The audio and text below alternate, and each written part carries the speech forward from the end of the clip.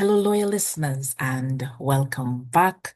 You're here with Lana the Educator, and we are here in season 7. I've certainly missed you guys. If you've been with me since day one, or if you're a first time listener on this channel, welcome back to this space where we explore the latest educational trends, tackle pressing issues facing the education sector, conduct insightful interviews with people making a difference, and share stories of triumph and innovation from around the globe. So let me tell you what I've been up to. August has been a whirlwind. Let me tell you, from emancipation to independence, it has been a month of celebration, reflection, and pure bacchanal, as we say here in Trinidad, from honoring our roots to reveling in our rhythm. So settle in and let's look at the month of August. So we kicked off August with Emancipation Day on the 1st, a powerful reminder of resilience and freedom. Emancipation Day is a national public holiday marking the abolition of slavery, and it is celebrated in many Caribbean islands across the region. It is celebrated with an emancipation parade in Port of Spain, where the streets of Port of Spain come alive with African drumming, vibrant fashion, and ancestral pride. The Leje Yasu Amawale Emancipation Village here in Queen's Park, Savannah, is where the parade ends. That was a cultural feast.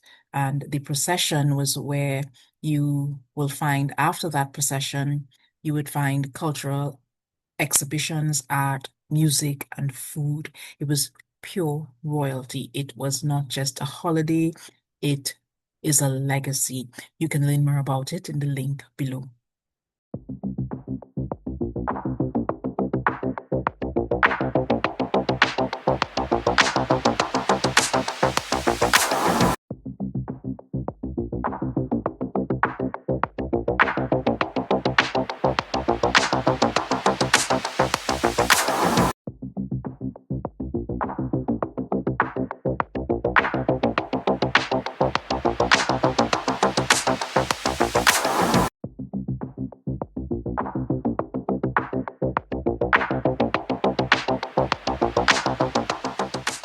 Next up, August 11th, World Steelpan Day.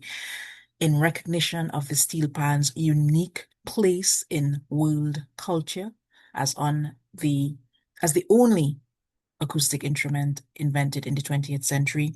And Trinidad and Tobago had to represent, from panyards to classrooms.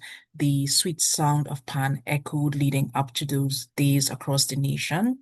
And we have to give credit to the pioneers who turned the oil drums into instruments of global pride. Pan is part of the soul of the people of Trinidad and Tobago, and now the world knows it too. So you can look in the link below to see more about pan, steel pan in Trinidad, the evolution, and World Steel Pan Day.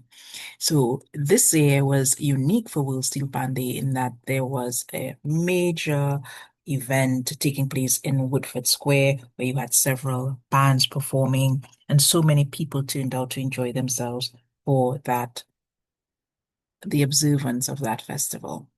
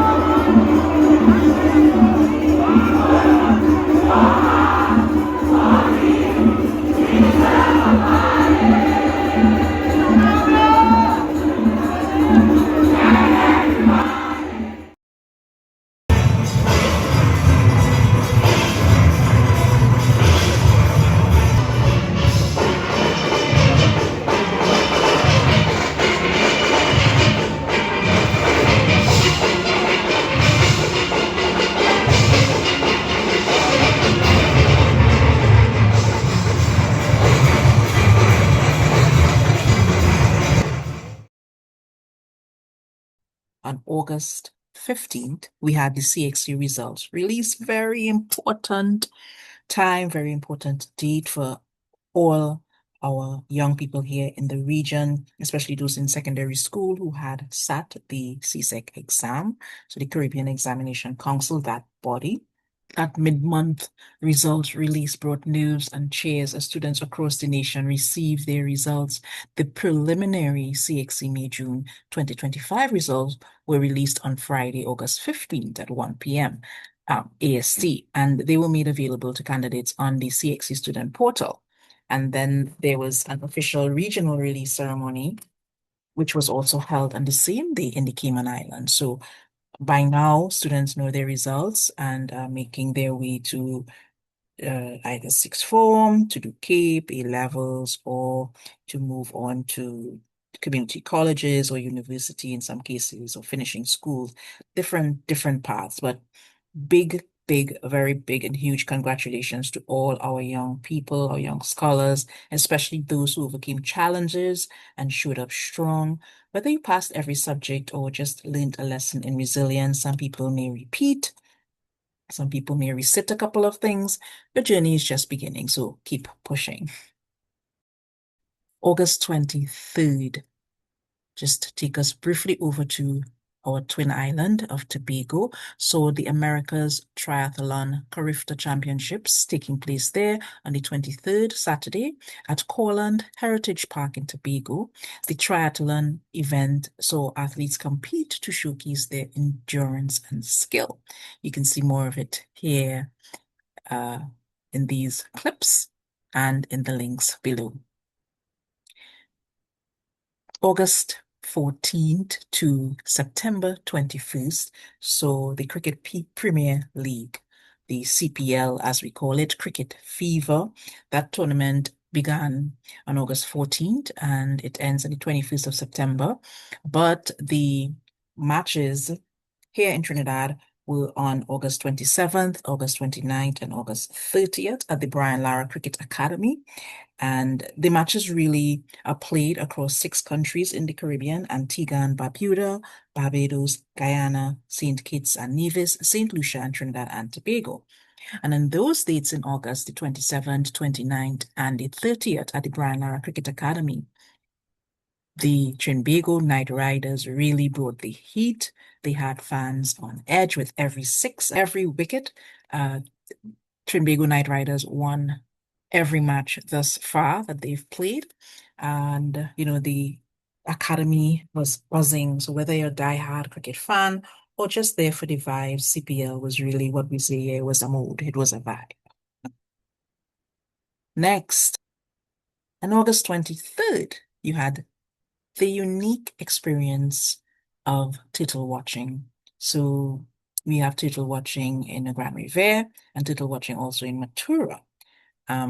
So in Matura, in the end of the season, really, because the season really ends at the end of the August month, we had some magical nights and magical time on the beaches where the turtles earlier in the season, because turtle watching really starts in the month of March, and where you have the first arrivals beginning with the nesting, and then in April and June you have the peak season where most of the nesting activities takes place, and that season, April to June, is really the best time for viewing. So July, August is really the end of the season which is what you're looking at, the hatchlings begin to emerge there. And it really was something to see those turtles make their way to the beach.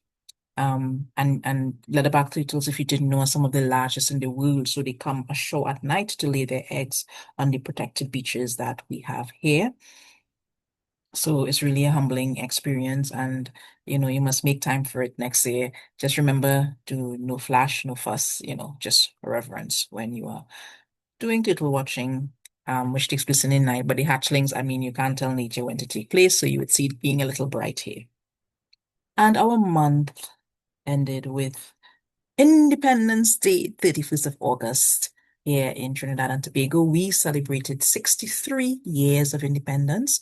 This is a national holiday, which we also observed because it fell on a Sunday. We also observed it on the Monday. So I was really looking forward to, bringing you some footage and pictures of Independence Day. But while our parade was canceled this year, the festivities typically would have included a military parade, cultural showcases, fireworks in the night, that display, especially over Port of Spain, the city, and San Fernando. But in August this year, the parade was replaced and requested by the Prime Minister to have a National Day of Prayer and Reflection. And that is basically what happened there with Independence Day. So hopefully next year, for our 64 years of independence, we will return to our celebrations. So August reminded us that Trinidad is more than just a place. Trinidad is a real place. It's a pulse from cultural pride to carnival style joy. We lived every moment loud. We live every moment proud. And remember, wherever you go, we really carry our island with us. And I would like you to know that you still empower minds and you ignite curiosity. Stay tuned for our next episodes in our season 7 segments.